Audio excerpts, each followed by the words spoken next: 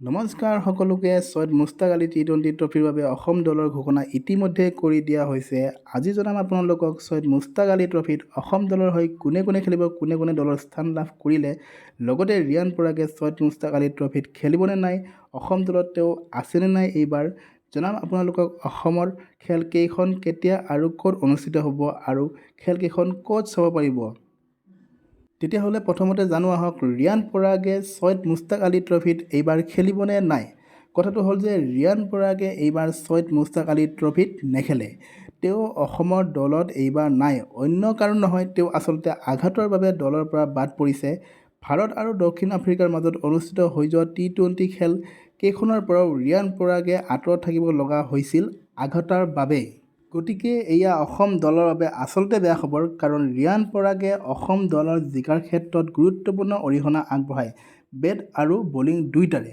অসম দলে এইবাৰ ৰিয়ান পৰাগৰ অবিহনেই ফিল্ডত নামিব লাগিব। এতিয়া চাওঁ আহক, অসম দলৰ হৈ কোনে কোনে খেলিব, কোনে স্থান লাভ কৰিছে।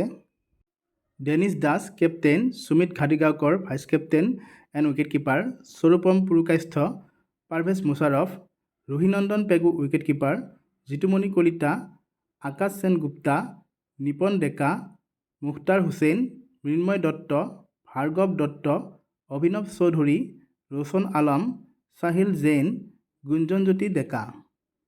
এয়া হৈছে অসমৰ দলটো সৈয়দ মুস্তাক আলী ট্ৰফিত খেলিবলগীয়া।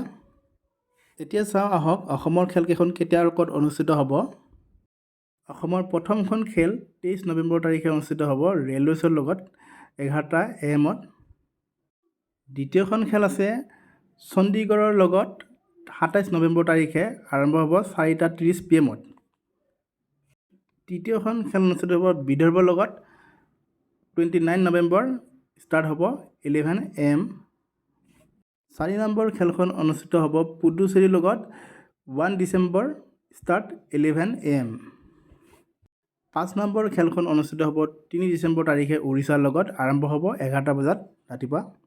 আৰু 6 নম্বৰ লীগ খেলখন অনুষ্ঠিত হ'ব 5 ডিচেম্বৰ তাৰিখে ছত্তীশগড়ৰ লগত, আৰম্ভ হ'ব 4:30 আবেলি। আৰু এই খেলকেইখন যদি আপোনালোকে চাব বিচাৰে, তেতিয়াহ'লে যদি টিভিত চাব বিচাৰে তেতিয়াহ'লে চাব লাগিব স্পৰ্টছ 18 নেটৱৰ্কত, আৰু মোবাইল বা লেপটপত চাবলৈ হ'লে আপোনালোকে চাব লাগিব জিঅ' চিনেমা এপছত। গতিকে ভিডিঅ'টো এইখিনিতে সামৰণি মাৰিছোঁ। যদি ভিডিঅ'টো ভাল লাগিছে আপোনালোকৰ, প্লিজ চেনেলটো ছাবস্ক্ৰাইব কৰি দিবলৈ নাপাহৰিব। ধন্যবাদ।